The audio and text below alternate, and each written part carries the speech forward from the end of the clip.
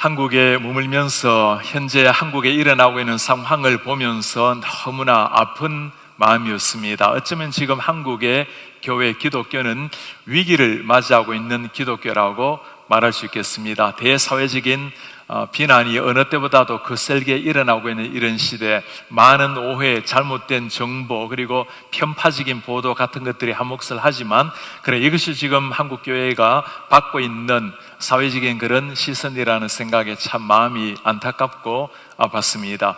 더 고통스러운 것은 젊은이들이 교회를 떠나가고 있는 현실이었습니다. 어린아이들이 교회를 점점 기피하고, 대학교에서는 약 5% 정도의 젊은이들만 신앙을 가지고 있다는 것에 대해서 너무나 무서운 미래가 펼쳐질 것에 마음이 아팠습니다. 인구 절벽이란 말을 우리가 쓰고 있는데, 이것이 말이 아니라 이제는 한국에는 현실이 점점 되고 있는 상황입니다. 20년 전에 2000년도에는 1년에 64만 명의 신생아가 탄생을 했는데, 지난해 같은 경우는 27만 명, 반이 되지 않는 아이들이 태어났고, 사망자 수는 훨씬 더 탄생 수보다도 많게 나타났습니다. 전라도 한 지역에는 10개 초등학교 가운데 9개나 문을 닫는 이런 현실이 현재 일어나고 있는 상황입니다. 너무나 가슴 아픈 상황이었지만, 또 한편 이런 한국을 보면서 너무나 감사한 마음이 든 것도 있었습니다. 많은 어려움이 있지만 하나님 앞에 믿음으로 일어나고 있는 많은 사람들, 특별히 이번에 다니엘 기도회를 참석을 하면서 15,000교회 40만 명, 50만 명이나 되는 사람이 21일 동안에 매일 8시부터 10시까지 2시간을 말씀으로 기도로 하나님 앞에 나아가는 모습, 그 모습에 너무나 가슴 벅찼고 감사한 마음이었습니다. 금요 철야 기도를 참여를 하면서 그 뜨겁게 금요일 나와서 기도하고 있는 많은 한국교회 성도님들을 보면서 하나님께서 기도하는 민족을 통해서 이루실 그런 역사를 새롭게 기대를 하게 되었습니다. 오늘 우리 추수감사주일 예배를 하고 있는데, 이번 해 지나가면서 참 감사라는 것이 어려운 사람들도 많이 있을 겁니다. 팬데믹을 거의 2년이나 보내면서 많은 어려움을 겪는 사람들, 때로 내일이 보이지 않는 이런 상황 속에서도 우리가 감사의 예배를 하나님 앞에 드려야 할 것인가? 오늘 말씀을 가만히 읽어보면 진정한 감사는 누가 하는 것인지, 또 누구에게 하는 것인지, 진정한 감사는 어떤 상황에서 하는지를 잘 보여주고 있는 말씀입니다. 오늘 말씀에는 성경 전체에서 감사하라는 말씀이 가장 많이 나타나 있는 본문입니다. 26절까지 나타나 있는데 매 절마다 감사하라는 명령어로 말씀이 시작이 되고 있습니다. 매 절마다 감사하라 26번이나 반복되는 이유가 무엇일까요? 그만큼 감사라는 것이 중요하다라는 말씀이고, 그만큼 우리의 삶에는 감사할 만한 일들이 많다라는 의미이기도 합니다. 사실 오늘 말씀을 읽어보면 정말 감사할 만한 일도 있지만 감사하기 굉장히 어려운 상황도 나타납니다. 어렵다 하더라도 환경을 초월한 감사, 하나님이 되시기 때문에 그 하나님 앞에 적극적인 감사를 하라는 말씀입니다. 탈무드에 보면 지혜로운 사람은 배우는 사람이고 행복한 사람은 감사하는 사람이다라고 나와 있어요. 우리가 행복한 일이 있을 때도 감사하지만 감사하면 행복하게 된다라는 의미입니다. 유대인들의 어린아이들 교육법에 보면 어린 시절 때 감사합니다라는 이 말이 혀끝에 완전히 닿을 때까지 감사합니다라는 게 말을 먼저 배우고 난 다음에 다른 언어를 가르쳐라고 말하기도 합니다. 그만큼 하나님을 향한 감사가 우리에게 중요하다라는 의미입니다. 오늘 시편 말씀에는 감사하다, 감사하라 말씀을 계속 반복하고 있는데, 이 말씀을 가만히 요약 정리해 보면 크게 두 가지 감사를 말씀하고 있습니다. 하나는 여호와 하나님께 감사하라, 그분이 하나님 되시기 때문에 감사하라는 말씀. 두 번째는 하나님이 행하신 일 때문에 감사하라, 하나님이 행하신 사역 때문에 감사라고 말씀하고 있습니다. 먼저 첫 번째, 하나님으로 인하여 감사하라. 하나님이 행하신 일 중요합니다. 수많은 기적들, 이적들 다 필요하지만 그보다 더 중요한 것은 하나님이 누구신가, 그분이 누구신가라는 것 때문에 감사하라는 의미입니다. 우리 환우들 만나보면 가끔 그렇게 말씀하는 분이 계세요. 내 육신을 바라보면 참 낙심되고 아프지만 그러나 하나님을 바라볼 때 힘을 얻고 참 감사합니다. 모든 게 생각대로 펼쳐지지 않는 분들도 이런 고백을 하곤 합니다. 하나님을 생각하면 여전히 감사가 나옵니다. 오늘 말씀을 하나님이란 이름을 가만히 읽어보면 특별한 변화가 나타납니다. 1절, 2절, 3절에 하나님이란 이름이 똑같이 나타나는데 히브리 원문을 살펴보면 표현이 좀 다르게 나타나요. 1절에 보면 야훼라고 나옵니다. 여호와란 말이죠. 2절에 보면 엘로힘이라고 나옵니다. 엘로힘 하나님이라고 번역을 하죠. 3절에 보면 아도나이라고 히브리어로 나옵니다. 주님, 주라고 번역을 합니다. 하나님은 똑같은 하나님이시지만 이 이름에 따라서 하나님의 속성이 조금 다르게 나타날 수 있습니다. 야훼 하나님 어떤 분이시죠? 스스로 있는 자, 영원히 존재하시는 존재 자체의 하나님을 가리키고 있습니다. 엘로힘은 전능자, 천지를 창조하신 하나님, 아도나이라는 것은 우리의 주인, 하나님과 우리와의 관계를 보여주고 있는 말씀입니다. 오늘 말씀에서 하나님을 찬양하는 하나님 되심의 야훼 하나님, 하나님의 창조에 대해서 엘로힘의 하나님, 그 하나님이 저 멀리 계신 분이 아니라 우리와 관계를 가지고 있는 아도나이의 하나님을 똑같이 보여주고 있습니다. 이름이 하나님을 향한 찬양, 감사의 다양한 제목들을 이미 이름 안에 담고 있다라는 말씀입니다. 우리 성도 여러분들 한번 물어보시기 바랍니다. 이 하나님은 나에게 어떤 존재로 다가오고 있습니까? 우리 가운데는 야훼 하나님으로 오시는 분, 엘로힘의 하나님, 아도나이의 하나님, 다양한 모습으로 나에게 다가오시는 하나님이 계실 겁니다. 어떤 모습의 하나님이든 우리가 감사할 수 있는 대상이 있다는 것은 참 고마운 일입니다. 단테 가브리엘 로제티라는 사람이 참 귀한 말을 한마디 했어요. 무신론자에게는, 하나님을 믿지 않는 사람에게는 가장 비참한 순간이 감사를 느끼면서도 그 감사를 표현할 대상이 없을 때다. 그렇죠. 감사를 해야 될 상황이 되었는데 정말 창조주 하나님 앞에 감사를 해야 되지만 그러나 감사할 하나님이 없는 상황, 가장 비참한 상황이다. 노벨 문학상을 받았던 해밍웨이 노인과 바다라는 작품을 잘 아실 겁니다. 이 작품의 주제를 알려줄 수 있는 중요한 한 문구가 있어요. 물고기가 나를 데리고 가는 것인지 내가 물고기를 데리고 가는 것인지 모르겠다. 노인이 바닷가에 나가서 거대한 물고기 한 마리 잡았죠. 사투를 벌이면서 잡고 여러 가지 그 물고기가 다 찢겨져 나가고 뼈만 남은 것을 가지고 돌아오게 됩니다. 그러면서 했던 고백이에요. 내가 물고기를 데리고 가고 있는지, 끌고 가고 있는지, 아니면 물고기가 나를 끌어가고 있는지, 어디를 향해서 나아가야 될지 모르는 막연감을 보여주는 한마디, 인생의 허무감, 목적 없이 살아가고 있는 우리의 모습을 적나라하게 보여주고 있는 한 문장입니다. 해밍웨이 자신의 삶이 그랬죠. 그는 노벨 문학상에 많은 사람들의 존경을 받았지만 그러나 참 불우한 삶이었습니다. 우울증에 시달렸고 알코올 중독에 시달리다가 결국엔 자살로 안타깝게 이 세상을 떠난 사람입니다. 하나님이 없는 사람, 목적지가 명확하지 않는 사람들, 오늘날 이런 젊은이들, 한국이고 미국이고 하나님을 모르는 많은 젊은이들이, 요즘 젊은이들이 가장 관심을 두는 곳이 하나가 있어요. 여러분, 요즘 젊은이들이 관심을 어디에 둘 것 같아요? 하루하루 살아가면서 오늘의 운세, 점 보는 일에 그렇게도 관심이 많다는 거예요. 별자리, 타로, 점성술, 이런 것에 관심을 가지고 살아가는 젊은이들, 어딘가에 의존은 해야 되겠는데 의존할 것이 없어서 이전에는 가정과 종교의 의존도 많이 했습니다만은 지금은 이런 하루하루 자신의 운세를 살펴보는 젊은이들, 하나님을 몰랐을 때 나타날 수 있는 현상입니다.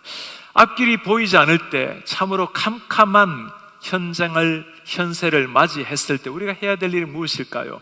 그때 우리와 함께 하시는 주님, 저기에 나를 바라보고 계시는 그 하나님과 함께 일어나는 겁니다. 최근에 우리 교회 성도님 교회 예배를 하러 오다가 교통사고가 나서 참 크게 다친 분이 계십니다.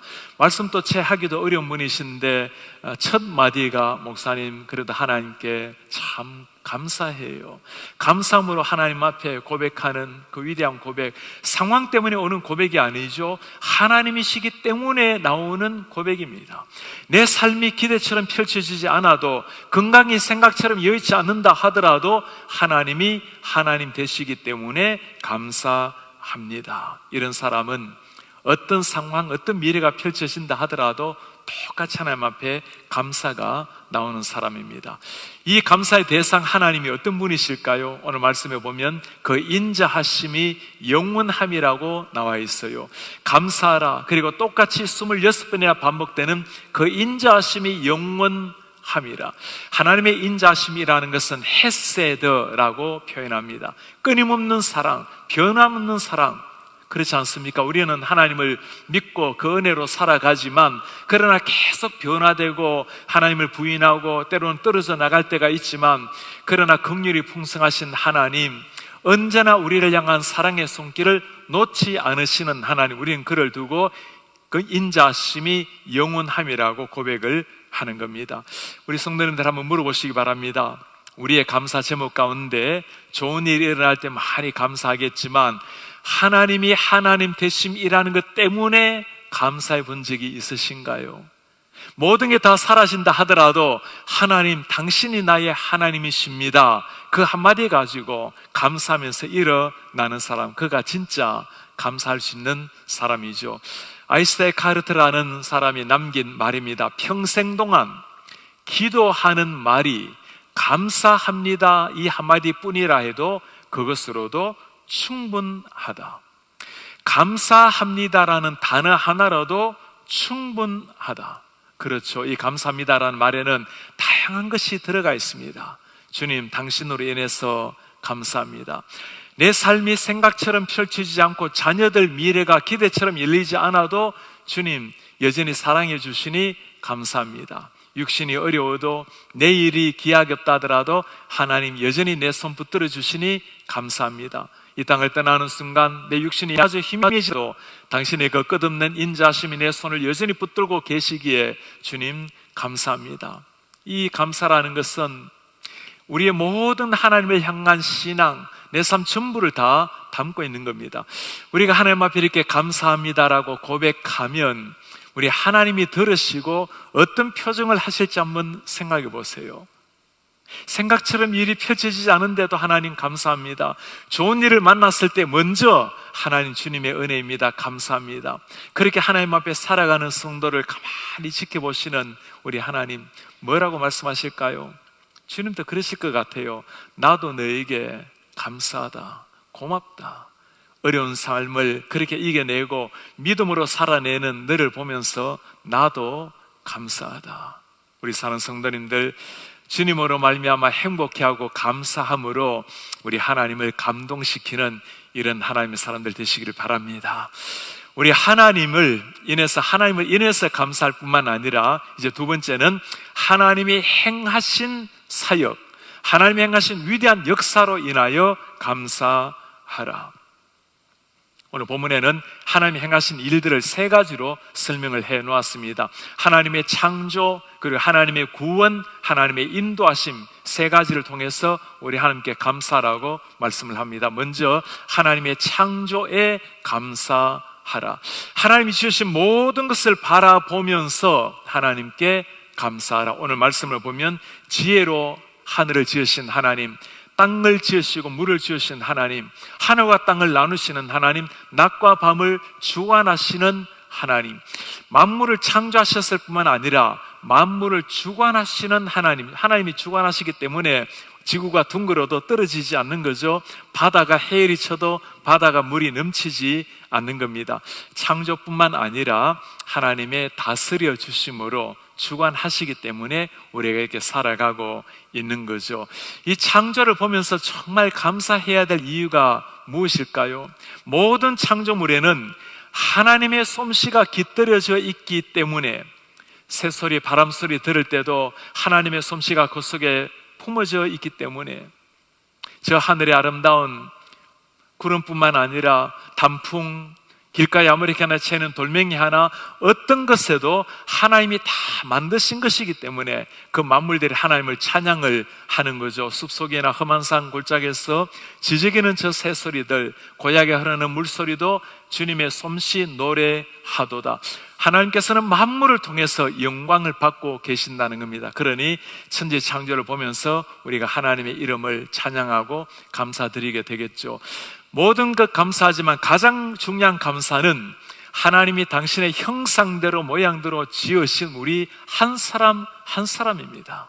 거울을 볼 때마다 거울 안에 있는 내 자신의 모습을 보면서 내가 비록 부족하고 연약할지라도 하나님 당신이 나를 소중한 존재로 당신의 형상대로 지으셨는데 주님 고맙습니다.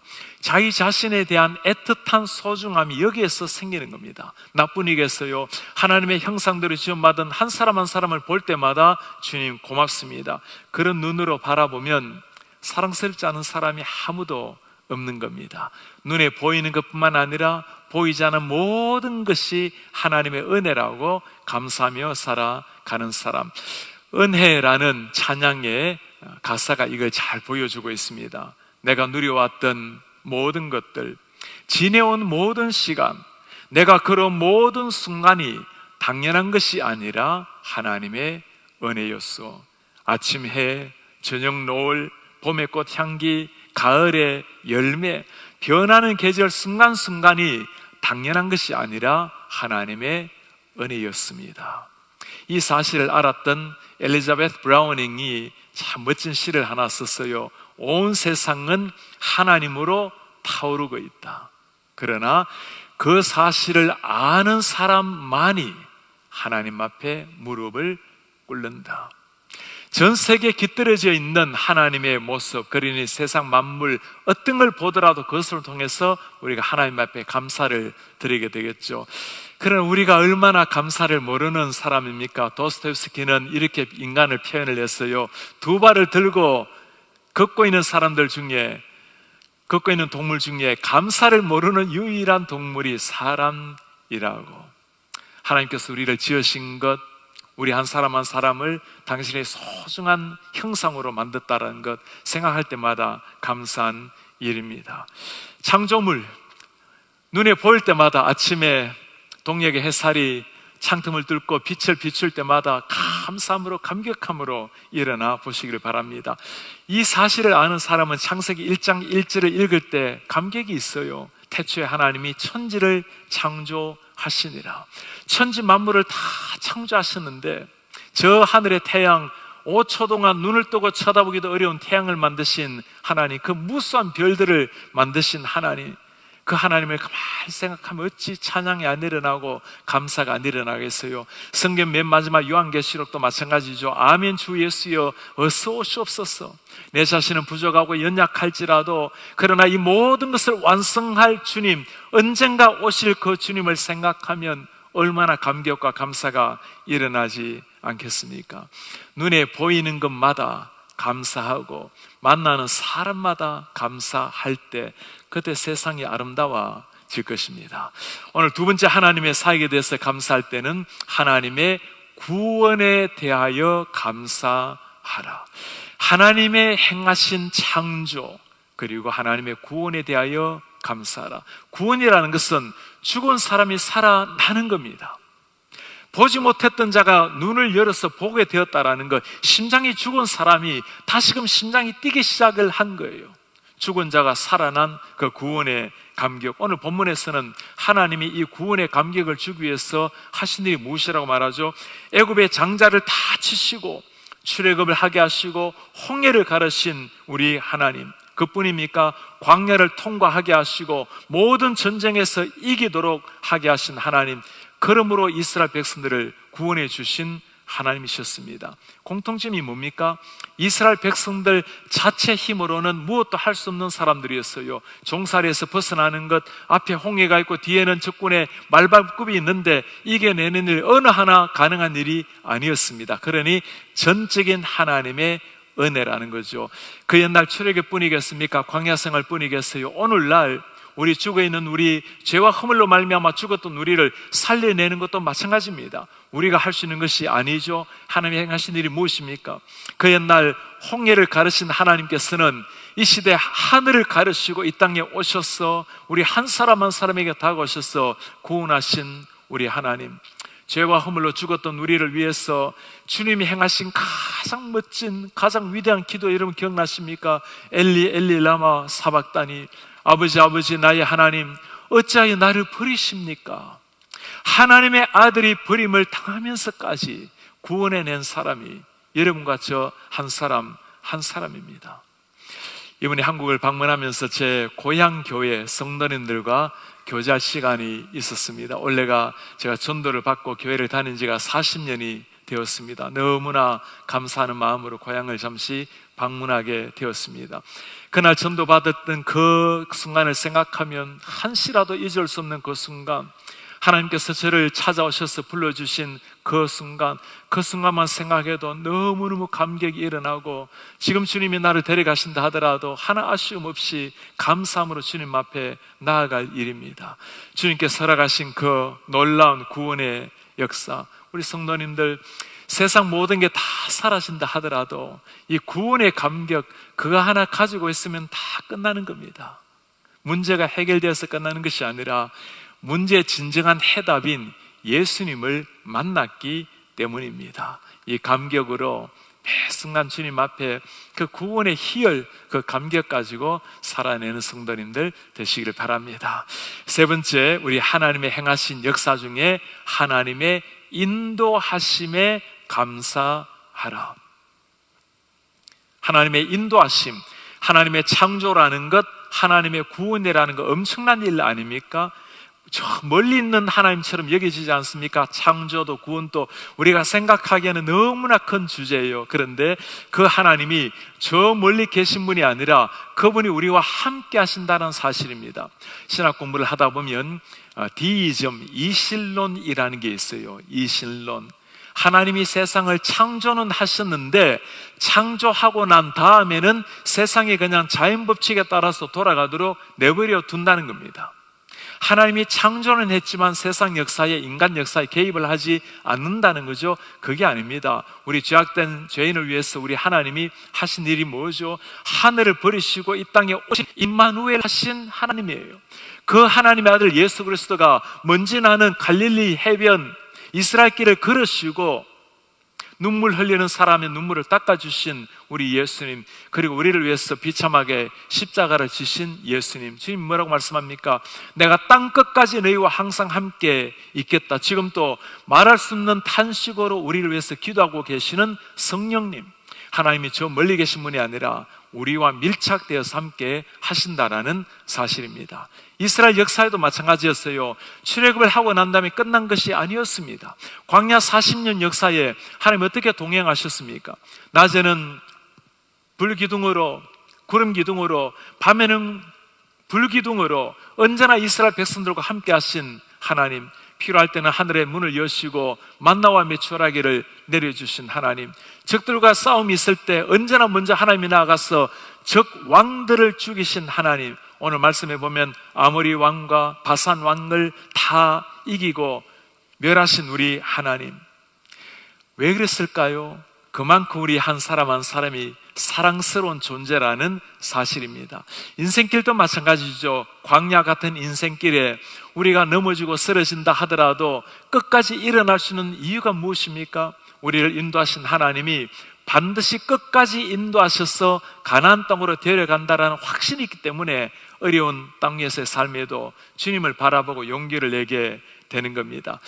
팬데믹을 지나가면서 우리 하나님 참 우리 교회를 오늘까지도 불꽃처럼 이렇게 인도를 해 주셨습니다. 지역의 많은 목사님이 그렇게 말씀을 해요. 팬데믹이 길어지면서 우리의 기도 제목은 사실 우리 교회보다도 중앙장로교회가 많이 걱정되어서 기도하게 됩니다. 우리 교회는 목사님 늘 가난했기 때문에 좀 재정이 부족해도 그냥 견뎌냅니다. 그런데 중앙장로교회가 과연 이 어려움을 어떻게 견뎌낼 것인가 참 많이 기도했다고 말씀을 해요. 우리가 잘 이겨낼 뿐만 아니라 우리 교회로 말미암아 많은 교회, 많은 목회자들, 많은 한인 지역 사람들 하나님의 사랑을 나눌 수 있도록 인도하신 하나님, 이 모습을 보면서 지역의 목사님들이 얼마나 감사하고 고마워하며 하나님 앞에 영광을 돌리는지 모릅니다. 어려운 상황을 지나갈 때 오히려 더 깊이 우리에게 다가오셔서 함께 하신 우리 하나님, 이분이 우리 하나님이셨어요. 하나님이 함께 하심이라는 것은 거대한 창조나 구원뿐만 아니라 아주 세심한 곳에서도 함께 하십니다. 세심한 하나님의 손길을 아는 사람이 할 수 있는 말이 감사합니다라는 표현입니다. 우리 성인 사람들은 26,000 단어 정도를 알고 있다고 해요. 평균. 그 26,000 단어 가운데 가장 사람이 듣기에 좋은 단어 Thank you, 고맙습니다라는 단어입니다. 브라질에 가면 아주 말하지 않는, 말도 제대로 하지 않는 사람이라도 오브리가도, 고맙다는 말을 하루에 10번은 더 이상 한다라는 말들이 있을 정도입니다. 고맙다라는 말은 자기 자신의 마음도 행복하게 만들지만 상대방의 마음도 꽃피우는 것이 감사합니다라는 단어입니다. 삶을 윤택하게 만들어내는 감사하는 단어. 일상 속에 감사로 잘 알려진 한 사람, 오프라 윈프리라는 사람이 있죠. 세계적으로 인기를 다 얻고 있는 미국의 1억 5천만 명이나 되는 사람이 그의 텔레비전을 시청하고 있는 사람, 매일매일 감사의 제목을 5가지 쓰는 것으로 유명한 사람입니다. 사실 그의 삶은 감사가 나오기 어려운 삶이었어요. 어릴 때 미혼모의 아이로 태어났고 할머니 손에서 자라난 사람입니다. 삼촌에게 성폭행을 당했고 14살의 아이를 낳았는데 2주가 지나서 아이가 죽은 상황, 마약 중독에다가 내일이 없는 참 어두운 삶을 살았던 사람입니다. 그런 그녀에게 놀라운 역사가 빛이 임하게 되었어요. 그의 본래 아버지가 찾아와서 그에게 성경을 소개한 겁니다. 정말 예수님을 만나고 난 다음에 성경을 읽기 시작했을 때 자기 자신을 바라보는 눈이 달라지게 되었어요. 소중한 한 사람이라는 것을 깨닫게 된 겁니다. 19살에 텔레비전 방송국에 들어가게 되었고 첫 방송을 하고 난 다음에 그가 했던 말이에요. 하나님 감사합니다. 드디어 내가 해야 될 의미 있는 일을 찾았습니다. 매일 5개 일상에 감사를 하고 있는 오프라 윈프리, 그가 했던 한 가지 감사합니다. 오늘 또 걷더니 잠자리에서 일어날 수 있게 하셔서 감사합니다. 유난히 눈부시고 파란 하늘 보게 해주셔서 감사합니다. 점심때 맛있는 스파게티 먹게 해주셔서 감사합니다. 얄미운 짓을 한 동료에게 화내지 않고 인내하게 해주셔서 감사합니다. 좋은 책 읽었는데 그 책을 써준 작가 때문에 감사합니다. 아주 평범하게 일어나고 있는 삶에 하나하나 감사의 제목을 떠올리면서 하나님을 찬양한 사람. 우리 삶에도 돌아보면 감사할 것이 어디 한두 가지겠어요. 모든 것이 돌아보면 하나님의 은혜요, 모든 것이 하나님의 영광을 드러내기에 볼 때마다 감사할 일만이 있을 것입니다. 오늘 추수감사 주일 예배 가장 감사라는 말씀이 많이 나오는 오늘 본문을 다루게 되었습니다. 구절마다 감사라. 그만큼 다음이 없는, 그칠 줄 모르는 감사가 우리의 삶이라는 사실입니다. 그만큼 감사할 일이 많다라는 거죠. 하나님이 거하시는 2곳이 있다고 해요. 하나님의 임재가 있는 그곳, 천국에 하나님이 계시겠죠. 다른 하나가 감사하는 마음에 하나님이 임한다라는 말씀이 있습니다. 우리가 매일 감사함으로 살아가게 되면 우리의 매일 삶이 천국이 되는 겁니다. 오늘 왜 우리가 하나님 앞에 감사해야 되는가? 하나님이 하나님 되시기 때문에 감사하라. 하나님으로 말미암아 감사하면 그게 모든 것이 시작입니다. 모든 게 다 사라진다 해도 하나님으로 말미암아 감사하면 매 순간 감사가 터져나올 수 있는 거예요. 하나님이 만드신 천지 창조로 말미암아 감사하라. 하나님이 그렇게 말씀할 겁니다. 그렇다면 네가 눈에 보는 모든 것마다, 볼 때마다 감사하라. 하나님의 구원을 감사하라. 주님이 뭐라고 말씀하시겠어요? 구원에 대해서 정말 감사하다면 이제는 그 구원을 누군가에게 가서 전파하라. 그에게도 이 복음을 나누어라. 하나님의 인도하심에 대해서 감사하는 사람이 있다면 우리 주님이 그렇게 말씀하실 겁니다. 네가 정말 나의 인도하심을 믿는다면 네 인생을 나에게 다 맡기고 진정한 평강을 누려라. 하나님으로 말미암아 눈에 보이는 것마다 모든 것에 감사하는 사람, 이런 사람은 사도 바울이 한 말이 우리의 구호가 아니라 삶 자체가 되게 될 것입니다. 범사에 감사하라. 이는 그리스도 예수 안에서 너희를 향하신 하나님의 뜻이니라. 우리가 감사할 때 하나님의 뜻이 이루어지는 겁니다. 우리가 감사할 때 주님도 기뻐하실 것이고, 우리가 감사하게 되면 우리의 가정이 천국같이 바뀔 것이고, 우리 교회가 진정한 천국 공동체로 바뀌게 될 것입니다. 감사함으로 말미암아 세상을 아름답게 만들어가는, 주님의 나라를 만들어가는 이런 성도님들 되시기를 주의 이름으로 축복합니다.